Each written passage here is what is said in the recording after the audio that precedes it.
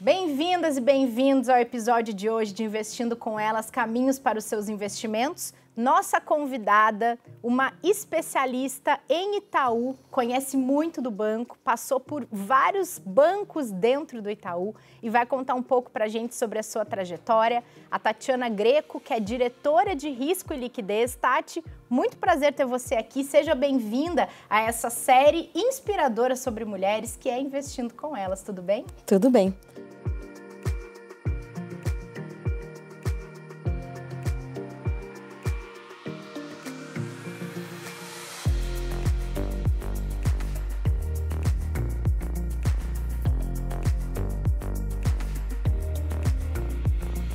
Bom, boa tarde, obrigada, Rê, pelo convite. E agora você colocou uma pressão em mim, né? Conhece tudo do Itaú. Eu conheço bastante, estou bastante tempo no banco, sim. Acho que foi uma carreira muito legal. Estou especificamente há 32 anos. Desses 32, 8 na área de riscos. E o restante, basicamente, minha carreira foi feita na operação de asset management. Então, antes de ser diretora de riscos, eu cuidava de determinados portfólios, né, estratégias de gestão, na nossa operação de asset, que é uma operação que eu tenho muito carinho e gosto bastante. Nós vamos bater um papo aqui sobre isso, né? E está relacionado ao mundo dos investimentos, que tem tudo a ver com os episódios aqui, então a gente vai ter a oportunidade de abordar. Então, só para explicar para as pessoas o que eu faço hoje, né? Diretora de riscos é mais amplo. Hoje eu sou diretora de risco de mercado, risco de liquidez e faço a gestão de capital do banco. Então, nessas funções, eu ajudo o banco a gerenciar, né, os riscos de mercado e de liquidez das nossas operações da asset, da corretora, do administrador fiduciário, da nossa tesouraria também, das unidades externas. E também ajudo o banco, né, a criar os incentivos e a fazer toda a parte da alocação do capital do banco nos diferentes negócios que o banco tem. Então, hoje, as minhas equipes, né, me auxiliam aqui nesses papéis dentro do Itaú. E uma trajetória muito legal para chegar até aqui, né, Tati?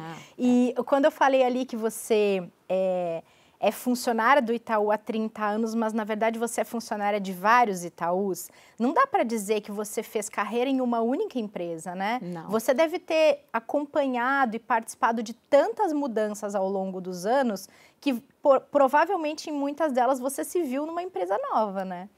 Ah, com certeza. Ao longo desse período todo foram muitas fusões, aquisições, incorporações, né?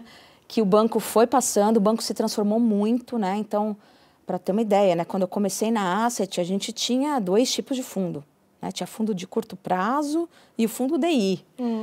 Isso eu estou te falando na década de 90 ali, quando eu iniciei minha carreira, lá no centro da cidade. Então, a sede do banco era no centro da cidade ainda, depois que mudou para o Jabaquara. Então, também já trabalhei um pouco em cada polo, além de ter passado por essa transformação fantástica, né, que o banco teve nessas décadas todas.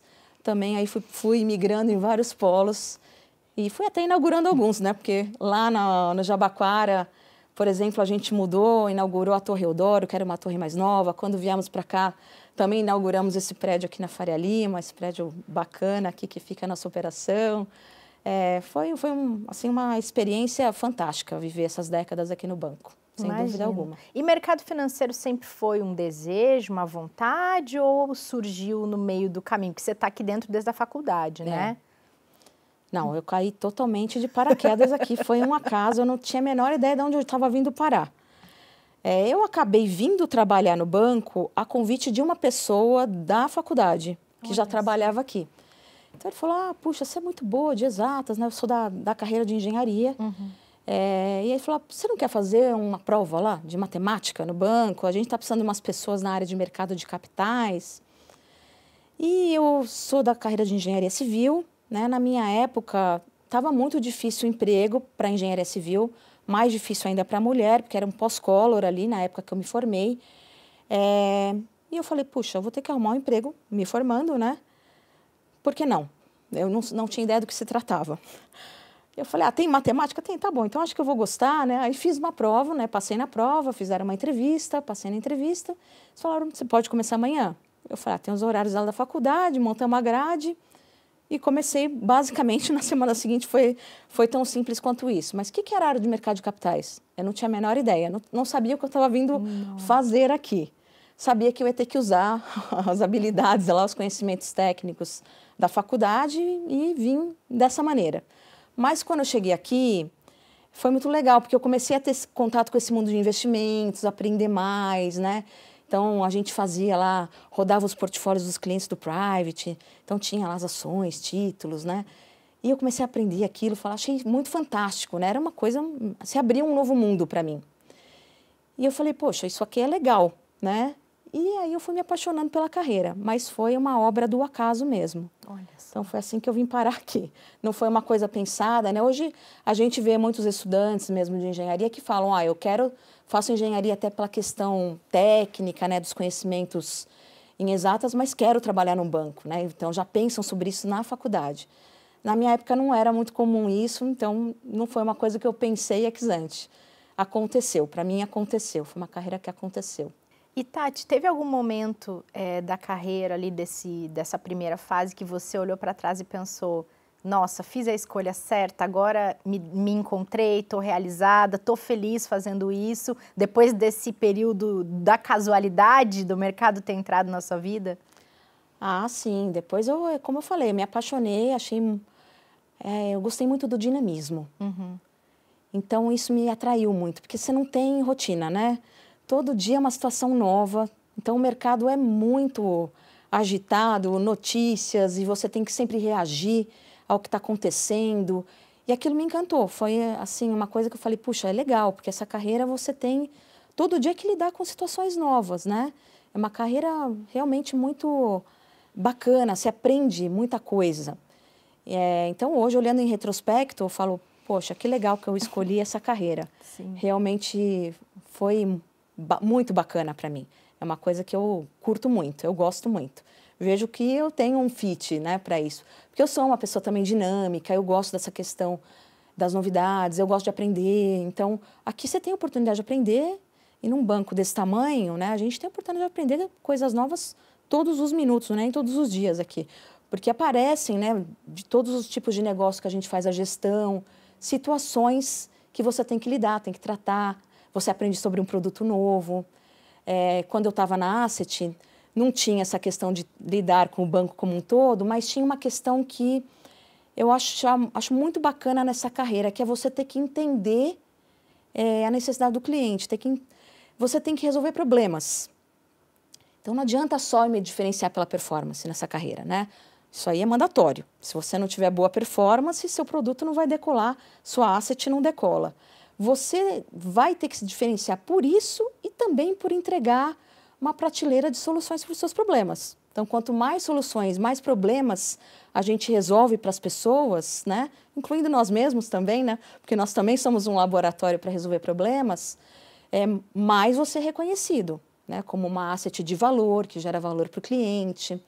Então, sempre teve essa questão de estar buscando isso, de estar buscando um conhecimento novo, né? E de ter que lidar com diferentes situações. Então, isso me atraiu muito. Então, olhando no retrospecto, sim, eu olho e falo, poxa, escolhi o lugar certo. Que legal, isso é tão importante, né? Agora, o assunto investimentos não começou na sua vida junto com a sua experiência aqui, né?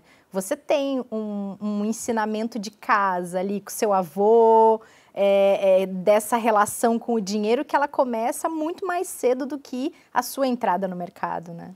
A gente conversou um pouquinho antes, né? Então, mas eu nem imagina, jamais pensei que eu ia algum dia parar aqui, né? Mas com meu avô, então, tem uma memória afetiva muito legal, que era coisa de juntar os cofrinhos. Então, você é muito nova, não vai ser da tua época, né? Mas na minha época a gente fazia os cofrinhos de moeda mesmo. Então, meu avô ia no banco, pegava os cofrinhos de moeda, a gente ia juntando as moedinhas naquele cofrinho, né? E meus avós moravam no Bom Retiro. E no Bom Retiro tinha uma agência muito grande de um banco, que a gente ficava, assim, maravilhado, eu e meus irmãos, porque tinha um contador de moedas, que era uma parede inteira, assim. E a gente ficava sempre olhando lá aquele contador de moedas, né? Então, as pessoas jogavam os cofrinhos lá, e ela passava as moedas, separava tudo e contava quanto tinha. Então, a gente ficava olhando, maravilhado. Então, meu avô, em um determinado momento, quando a gente já estava um pouco maiorzinho para entender, falou, agora a gente vai montar os cofrinhos de vocês. Cada um vai ter um. E ficava na casa do meu avô, a gente ia lá juntando as nossas moedinhas. E de tempos em tempos, quando enchia o cofrinho, a gente levava nessa agência para a gente contar as moedas. Então, era um evento o dia que a gente ia lá, né, para ficar olhando aquelas moedas todas, tlim, tlim, tlim, né? Era o tio Patinhas, eu me sentia o tio Patinhas, né? Então, era muito legal. E aí, o que meu avô fez? Abriu uma caderneta de poupança para cada neto. Olha que então, legal. abriu a caderneta, né?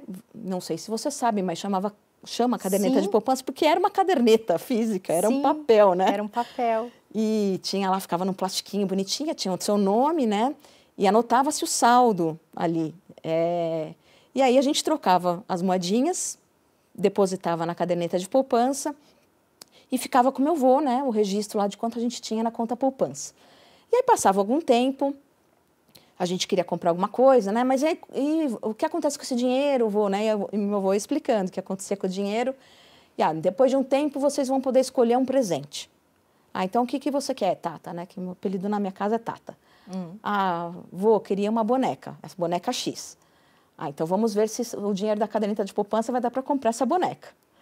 Aí ainda não deu, vai ter que juntar mais moedinha. Então, com isso também ele foi ensinando, né, para a gente que para você conquistar as coisas levava um tempo. E você tinha que abrir mão de deixar de gastar no curto prazo para ter alguma coisa maior que você queria, né, juntando o dinheiro e se planejando para aquilo. Então, foi uma experiência muito legal para mim. Me marcou tanto que quando minha filha fez 6 anos, ela era pequena, eu falei, a mamãe vai abrir uma conta poupança para você. Então, aí eu morava nessa época na região da Paulista, levei ela na agência paulista lá do Itaú, falei, vamos abrir uma conta, você vai ter a sua conta e o seu cartão. Então, não era mais a caderneta, mas para ela o cartão era uma coisa fantástica, né? Imagina. Mas o cartão vinha no meu nome, eu falei, vai vir no seu nome. Então, abrimos lá, Raquel, sua conta, né? E mamãe, aí ela falou, como é que funciona a conta poupança? Então, eu pude reproduzir aquilo da memória da minha infância, né? O que meu avô tinha ensinado, como funcionava, como que o banco ia me dar mais dinheirinhos ali quando eu ia juntando os meus dinheirinhos na conta poupança. E é uma coisa que eu acho que é muito instrutiva, porque você vai criando, né, uma consciência dessa questão do consumo, de você realmente, né, visar o longo prazo, e que faz muito parte da nossa função aqui também na área de investimentos, né? Se a gente pensa na questão da educação financeira, no que a gente ajuda os clientes, né? Quando a gente está oferecendo uma prateleira de investimentos, justamente é para que os clientes consigam, né? E cumprindo objetivos também e planejando a sua vida. Mas esse foi o início da minha história, eu jamais ia imaginar naquele momento que um dia eu ia trabalhar num banco, né? Não fazia parte ali ainda do meu imaginário quando eu era pequena. Mesmo gostando muito da agência bancária, tudo, eu não pensava em trabalhar numa agência bancária quando eu era pequena. Mas que legal ver, talvez o seu avô não tivesse esse objetivo, mas o quantos vieses ele ajudou você a trabalhar desde pequena e também como ele ajudou a seu cérebro a ver a recompensa de longo prazo de outra maneira, né? Porque a tendência é que a gente tenha um anseio maior pela recompensa do curto prazo. E muitas vezes a pessoa deixa de investir para comprar algo que ela vai receber imediatamente. Agora, o quanto ele te ajudou a criar essa consciência de longo prazo e de valorização do dinheiro, super importante, né? Sem dúvida. Infelizmente, ele faleceu, eu estava ainda na época da faculdade, eu não tinha entrado no banco ainda, ele nem conseguiu ver esse capítulo da minha vida, mas certamente ele teria ficado, acho que muito orgulhoso de ter feito parte disso, né? Ter plantado uma sementinha ali, ter ajudado a pavimentar um caminho que faz parte, né, de mim, assim. Eu acho que esteve sempre presente comigo. Então, uma pena que ele não viu, realmente. Mas eu acho que é uma consciência muito importante. Mas foi uma geração que viveu também momentos muito mais difíceis, né, econômicos. Então, meus avós também viveram período de guerra, de restrições. Então, para eles, a coisa da poupança era uma coisa muito relevante, né? Essa coisa do planejar, de garantir, né, o amanhã. Você não sabe como vai ser, você pode passar uma privação. Então, era um sentimento que hoje até é menos comum, vamos colocar numa classe média brasileira. Eu sou uma pessoa de classe média, né? Mas naquela época era uma coisa muito presente na classe média também, principalmente nessa geração que viveu guerra, né? Com certeza. Mas também que bonito você ter conseguido reproduzir isso com a sua filha em outros tempos, de outra maneira, né? E já também ajudar a criar na geração dela uma consciência que o seu avô criou para a sua geração, né? Sim. Que legal. Agora, vamos aproveitar essa conversa antes da gente falar do seu dia a dia, mais um pouco do seu trabalho e tudo mais, mas queria entender um pouco a Tati mãe no mercado financeiro, como é que foi esse desafio? A gente sabe que o desafio da maternidade por si só já é enorme e para a mulher, quando ela está no mercado, é um adicional ali de preocupação, ao mesmo tempo de medo que traz junto, né? Como é que eu vou tocar tudo? Como é que vai ser? Queria saber um pouco da sua experiência, estando já com uma carreira em andamento, e aí vem filhos e tudo mais. O que isso representou para você ali no meio do caminho? Para mim foi uma decisão muito consciente e planejada. Eu casei cedo e eu demorei bastante, eu e meu marido, a gente ficou muito tempo pensando se queria ter filhos, né? Então, o momento que a gente decidiu foi uma coisa que os dois estavam plenamente seguros do que a gente queria. Mas eu sempre tive para mim que eu queria continuar na carreira. Então, também para mim isso era pacificado. E estava muito acordado com ele também. Então, sempre eu gosto de falar isso, um parênteses aqui que eu vou fazer, se você me permitir. Claro, a conversa é sua. Dividir um pouco a experiência. Às vezes a gente fica preocupado com tantas coisas na vida e não fica preocupado com a pessoa que a gente escolhe para ser o parceiro de vida, né? Ou a parceira de vida. Isso é uma decisão muito importante da sua vida, porque isso pode ser uma forma de você acelerar o teu desenvolvimento ou de você bloquear, capear o teu desenvolvimento, né? Travar ele em um determinado estágio. E meu marido, eu tive a sorte, né, de ter tido uma sogra fantástica, né? Minha sogra, ela foi a primeira mulher da cidade dela, eles são do interior, a ter carta de motorista, trabalhou desde cedo com o pai. O pai era libanês e fez todas as filhas fazerem faculdade. Então, não era uma coisa comum à época, né? Ainda mais para um árabe, né? Então, eu vejo que ele foi muito avançado para a cultura dele, inclusive.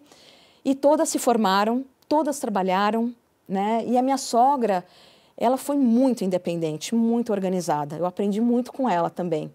Uma pessoa que tem um capítulo especial nessa parte também na minha vida.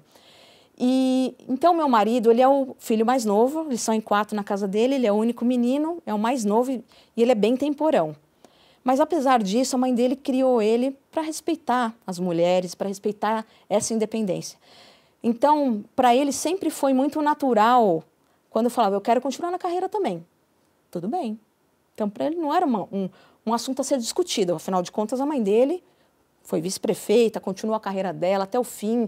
E ele admirava muito a mãe, valorizou muito isso na mãe dele. Então, ele sempre me apoiou muito. Então, conto isso porque isso é legal. Quando você decide ser mãe, tudo na tua vida se transforma, tudo. Então, você falou, a gente tem mais preocupações, você tem até mais angústias mesmo do dar conta, né? Ter uma pessoa que te apoia, que vai topar, dividir com você algumas atribuições, é essencial, senão você vai ficar limitada. Então, principalmente se você quiser assumir posições de liderança e continuar evoluindo na carreira, é impossível você conciliar tudo, né? Então, você precisa ter alguém que te ajude e que vai te impulsionar na carreira nesse sentido. Deveria ser a regra, né? Deveria ser a regra, mas não é tão comum, né? Não. E não que tenha sido fácil. Meu marido é consultor, durante a carreira dele ele viajava muito. A gente teve que também se planejar para a gente administrar da melhor maneira, a gente ter uma estrutura que possibilitasse ele ter a carreira dele. Então, eu também não queria que ele abrisse mão dos sonhos dele e da carreira dele. E eu, a minha. Então, a gente fez todo um planejamento para esse momento, né? E a gente, para dar uma estrutura, para ter um apoio, para que os dois pudessem continuar, óbvio, dando a melhor qualidade de vida para minha filha. Só tive uma filha, mas porque ele não quis ter outros. Eu teria tido mais, mas ele não quis, então... Teve uma negociação aí também. Aí paramos só na Raquel mesmo, minha filha, que hoje está com 18 anos. Mas eu vejo que não deveria ser um tema isso, né? A gente precisa falar mais sobre isso, né? E sobre a questão do dividir as responsabilidades. Então, eu falo bastante isso para jovens. Cobre que você possa, de fato. Porque quando você casa, é tudo maravilhoso. Na hora que tem o filho é da mãe, nunca o filho é do pai e da mãe, né? Não, e é importante você falar isso mesmo, Tati, porque a estatística, ela vai na contramão, né?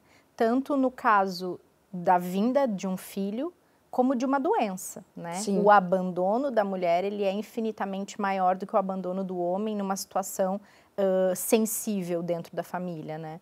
Então, é importante você trazer exemplos, porque para que as mulheres se empoderem disso também, né? Sim. Da escolha ser delas e de elas poderem simplesmente exercer a sua escolha e não ter que ficar pedindo a permissão para exercer a sua escolha, né? Sem dúvida. E que momento estava a sua carreira quando ela nasceu? Como é que foi no seu dia a dia? Começar a incorporar a nova fase da sua vida e andar em paralelo à sua carreira que já existia? Ah, foi bem doido. Eu fui promovida durante a licença maternidade a superintendente. Então, imagina, eu tô te falando aqui, isso foi em 2007.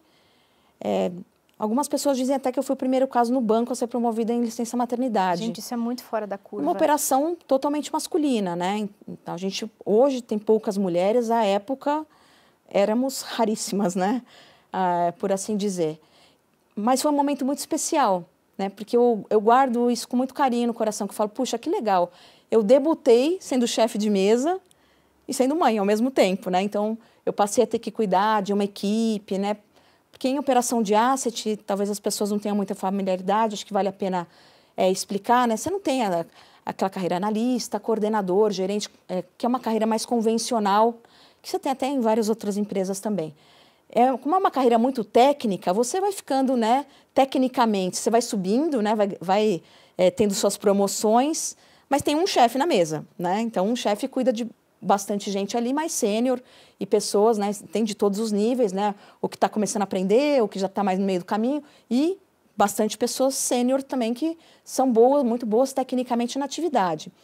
E eu chegar a essa posição sendo uma mulher, né, nesse momento de vida, foi particularmente bem especial para mim.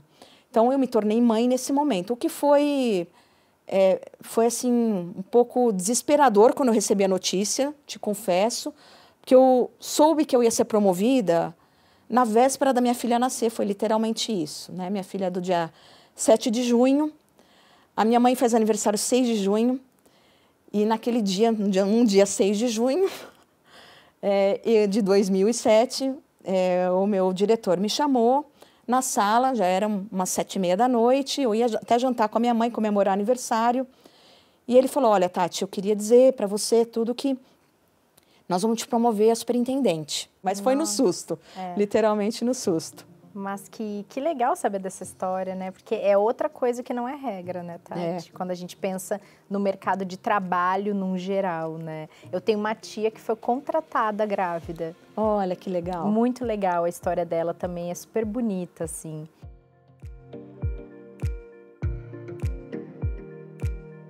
Bom, e a gente está falando aqui de uma fase da sua carreira, vem maternidade, vem sua filha e tudo mais. Você passou por vários Itaús, várias lideranças, né? Se tornou uma líder. Eu queria que você contasse um pouco para a gente quais comportamentos, quais características suas você vê olhando no retrovisor que te ajudaram a chegar na posição que você está hoje.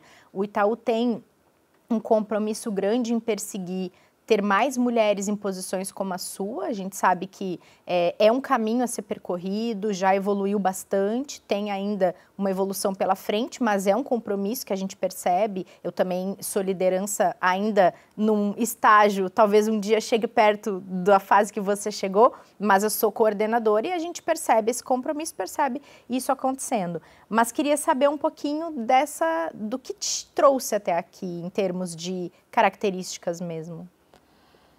É claro que a parte técnica sempre conta, então não vamos dourar a pílula, né? A minha carreira é extremamente técnica, então eu tive que também investir na minha especialização. Então, mas esse é um componente que muitas pessoas têm. Talvez o que eu possa te definir como maior diferencial é ter sido mais colaborativa na carreira. Eu sou uma pessoa competitiva, mas sempre fui desde criança mais competitiva comigo mesma. sentido, eu quero ser melhor, né? Então eu ficava chateada quando tirava nota baixa. Diz meu irmão, né? Ele até brinca com a minha filha, rola a lenda lá em casa, que ele fala, sua mãe tirava 9,5 e chorava, né? Exageros dele. Mas, sim, eu ficava chateada quando ia mal em uma prova, né? Ou se via que eu tinha me dedicado, mas não tinha saído o resultado que eu esperava.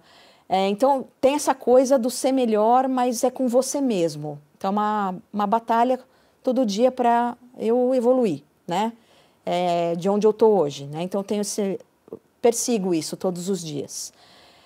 Então, essa é uma parte. Mas a coisa do comportamental talvez tenha me ajudado a chegar até aqui. A chegar a uma posição de liderança e a ter conseguido me destacar nesse meio. Porque quando você é muito competitivo com os colegas, né, e no teu próprio ambiente de trabalho, você deixa de fazer trocas importantes. E as pessoas também compartilham um pouco com você. E eu acho que a questão de ser colaborativa faziam as pessoas até por estar num ambiente muito masculino também, muitas vezes me usavam até como uma confidente, ou para testar alguma ideia. O que você acha, né? Qual foi a tua opinião sobre isso aqui? Você acha que se a gente apresentar essa coisa aqui para o chefe, ele vai gostar, não vai gostar? Então, eles testavam também muita coisa comigo. Porque eu dava a minha opinião e tentava ajudar também, né? Falava, olha, acho que era melhor ser desse jeito. Talvez ele fique, né, preocupado de você apresentar assim, que estava apresentado de tal outra forma. Então, eu tentava colaborar com a ideia do outro também, mesmo que eu não fosse ganhar nada com ela ali no curtíssimo prazo. Mas eu acho que no médio e longo prazo eu ganhei muito. Porque, no fim, eu construí relações muito duradouras. E isso é muito importante. Mas aí eu volto um pouco na coisa do longo prazo lá atrás, né? Que eu falei do cofrinho de moedinhas, da visão de longo prazo. Tudo na minha casa sempre foi muito... A gente foi ensinado a essa questão de olhar para frente, construir o futuro, né? Isso também eu vejo que ficou imbuído em mim em como construir as relações, né? Então, sou uma pessoa que tem os amigos da época de colégio ainda, da primeira infância. Eu tento nutrir esses relacionamentos ao longo do tempo. De alguma forma, alguém que foi especial para mim, me ensinou alguma coisa, às vezes é técnica, às vezes é comportamental, né? Ou que simplesmente fez parte de um momento da minha vida, né? Que dividiu alguma experiência comigo legal. Eu gosto de manter o relacionamento. Então, eu me esforço para manter esses relacionamentos. Então, eu acabei ampliando muito meu networking, né? No mercado e nesses anos todos de carreira. E acabei sendo vista dessa maneira pelas pessoas, né? O pessoal até brincava, falava, entrar na Asset, a porta de entrada é a Tati Greco. Que legal. Porque eu ia dividir, né? Como você faz, né? Olha, a gente precisa de tal coisa aí na Asset. Ah, tal coisa com fulano, com ciclano, né? Mas o que você precisa? Assim, disso aqui. Então, deixa eu ver se eu te ajudo. Olha, fulano, tal pessoa está precisando de tal coisa, tal área precisa disso. Como é que a gente pode ajudar, né? Então, tentei, de alguma maneira, ir construindo essas relações. Acredito que isso foi o que mais me diferenciou, porque técnico é uma coisa meio natural no nosso meio. Muitas pessoas têm, né? Que bacana, que bonita essa trajetória, né, Tati? Obrigada. Você vai acumulando memórias que vão se somando e vão construindo e você consegue perceber essas conexões, né, quando você olha para a sua carreira, assim, é muito legal. E como é dirigir uma área de risco dentro do maior banco da América Latina? É uma responsabilidade grande, né? É uma área mais tensa, porque a gente tem um papel, né? Às vezes as pessoas pensam que fazer a gestão de risco é evitar que se corra algum risco. Não, não é isso. Na verdade, o banco só existe porque corre riscos, né? A atividade bancária é uma atividade que tem o risco implícito nos diferentes negócios que a gente tem. Então, o trabalho de um profissional de riscos dentro do banco é justamente ajudar o banco a montar toda uma política, um método de controle, um método de monitoramento e a fazer um desenho de apetite de risco, né? Então, a gente acaba ajudando o banco a gerenciar os riscos, não é evitar o risco, que não são evitáveis, alguns são, mas não, a grande parte não é, faz parte da nossa atividade mesmo, e a gente ajuda o banco a gerenciar. Mas, para mim, assim, eu não acho que isso é muito diferente da sua vida pessoal, ou da minha vida pessoal, né? Então, é muito como eu penso que todos deveríamos pensar, tá? Então, e não falo isso porque eu estou na área de riscos hoje, eu sempre pensei dessa maneira, né? Viver é uma grande aventura, tem vários riscos, né? Que atravessar uma rua, né? Ou quando você faz um investimento, decidir formar uma família, né? Decidir ter filhos, tudo vai ter riscos aqui, né? E a gente tem que aprender também a gerenciar isso na nossa vida pessoal também. Então, as coisas para mim são muito parecidas na forma do pensamento. É claro que as ferramentas são outras, né? Mas a forma de pensar ela deveria ser muito parecida na essência. Uhum. Então, dentro do banco, a gente acaba fazendo esse desenho de incentivos, de políticas, né? Então, como a gente garante que as pessoas vão estar aderentes ao que o banco tem como apetite de risco máximo desenhado? Olha, risco de mercado, por exemplo, a gente tolera uma perda até o tamanho X. Como é que a gente garante que todo mundo vai cumprir isso? Então, tem que ser feito um bom desenho de política, fazer uma cultura de risco, treinar as pessoas, ensiná-las como identificar os riscos no dia a dia, né? A gente, na área de riscos, tem que saber como controlar isso. Então, como eu monitoro que a Renata está seguindo o framework direitinho que o banco desenhou? Ah, Renata, você vai ter um limite X, né? Aí o fulano tem um limite Y. Vamos ver se a Renata está seguindo no dia a dia? Aí eu ponho um controle ali, veja. A Renata está aderente, ela segue direitinho aqui, está sempre dentro do apetite desenhado. O fulano está tendo extrapolações. Aí você volta, faz ali um alinhamento, tenta entender por que está acontecendo. A falta de uma ferramenta, a falta de entendimento. E isso é uma coisa muito dinâmica, exige que a gente também interaja muito com as pessoas e com os diferentes negócios do banco. Então, o papel, assim, explicando de uma maneira, uma tradução muito simples, é esse. É claro que aí tem, né, uma parafernália de limites, tem mais de 4.000 limites que eu controlo, tem, é tipo o controlador de voo, né, uma coisa que tem muitas variáveis e um painel muito grande de controles.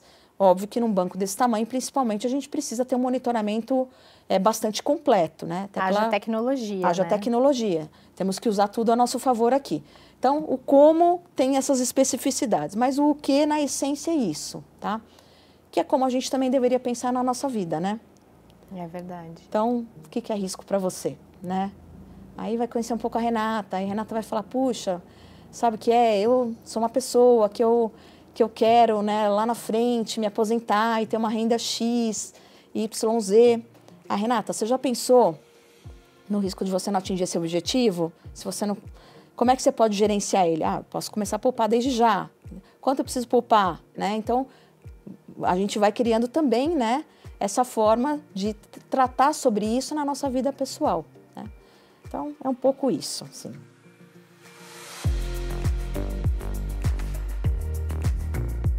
E na sua vida pessoal como investidora, quanto de risco você toma? Eu sempre gosto de saber o perfil das convidadas.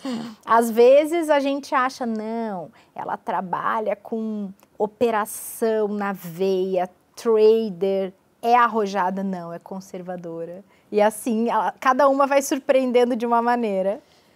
Então, aí... Talvez se for olhar minha carteira, você vai achar meio freak, né? Mas, assim, tem que olhar o todo. E por que eu falo isso? Bom, eu sou diretora do banco. Uma parte relevante da minha remuneração é paga em ações. Então, isso já me traz um risco X ali para o meu portfólio, né? Uma boa parte da minha poupança está em ações do próprio banco, né? Então, eu vou compor isso com outras coisas. Então, naturalmente, eu vou compor com coisas aqui que vão me dar, né, a minha caixinha lá da liquidez do curto prazo, né? Eu vou ter talvez alguns tipos de título um pouco mais conservador para fazer o mix com esse perfil, vou ter alguma posição cambial, né, para complementar isso, né? Mas isso é uma parte da minha vida financeira também, né? Aí tem as outras coisas que eu tenho também, né? Sei lá, tenho imóveis, né?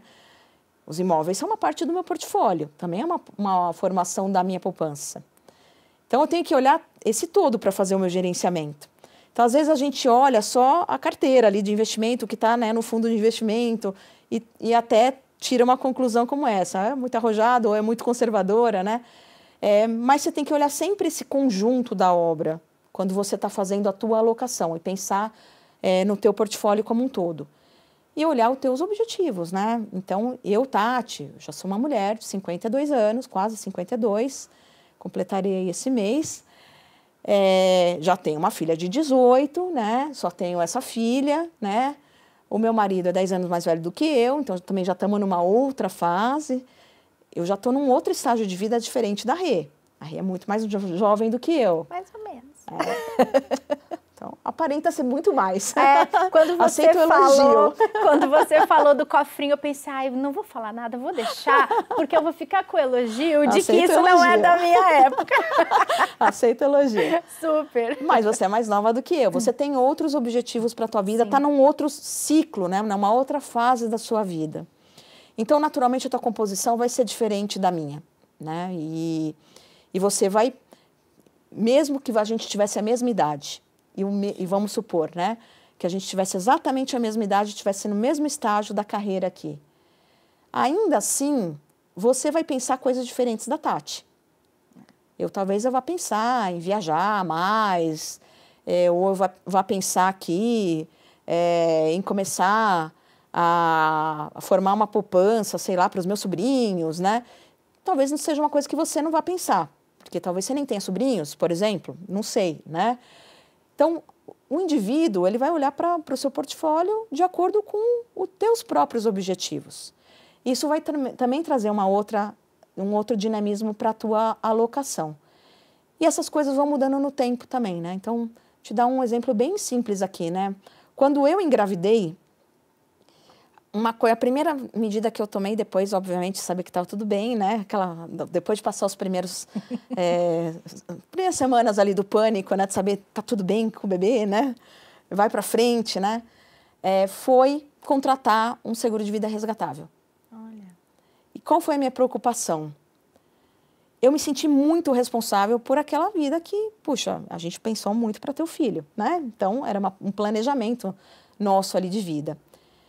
E eu falei, poxa, eu quero garantir que eu consiga dar um ciclo de formação, né, escolar bacana, né, para o bebê, né? Que eu não quis saber, eu quero sexo, então só soube no dia, então a gente chamava do bebê. Então eu quero garantir isso. Esse seguro vai ser uma ferramenta importante para isso. Porque pode acontecer uma fatalidade, concorda? Né? É um risco. Óbvio que a gente não deseja, mas é um risco. Mas pode acontecer, tem mulheres que morrem no parto, né? E aquilo era uma coisa que para mim era importante. Talvez você vai falar, Tati, mas você é meio panicada, né? Mas eu falei, gerenciar esse risco está na minha mão. É uma coisa que eu posso fazer. E para mim era muito relevante, porque a coisa da formação, do investimento, também era uma coisa do valor da minha família. E eu falei, eu preciso deixar isso garantido. Fiz esse seguro. Hoje, minha filha está com 18.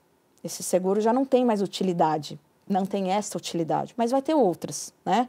Hoje eu já estou aqui com 52, meu marido com 62.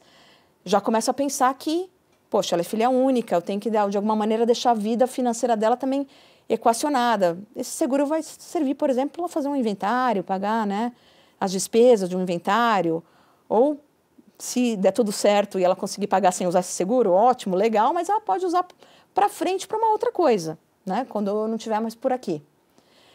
Eventualmente até para a formação escolar de algum filho que ela venha ter, se ela quiser ter, né? Você já em algum pensou momento. Na sucessão então, antes da sua filha nascer? Eu não vou resgatar isso, fica lá. Mudou o objetivo, né? Eu estou gerenciando outro risco com essa mesma coisa, que em um momento serviu para uma coisa, agora vai servir para outra coisa, né? Outras coisas que para você talvez não vão poder fazer muito sentido, mas faz sentido para mim, né? Minha filha está com 18 e quando ela estava mais ou menos com 7, 8 anos, um dia, conversando com meu marido, eu falei, poxa, seria muito legal se a gente pudesse dar opção para ela, se ela quiser um dia estudar fora, fazer uma faculdade fora, ela poder, né, ter essa possibilidade, né? O que você acha? Ah, putz, acho legal. Falei, então a gente precisa se planejar para isso. Porque nós não vamos arrumar, né, a grana assim. E outra coisa, o câmbio, né, essa gangorra aqui, no dia que esse momento chegar, pode ser que a gente não consiga ter o dinheiro para ela poder ter essa experiência.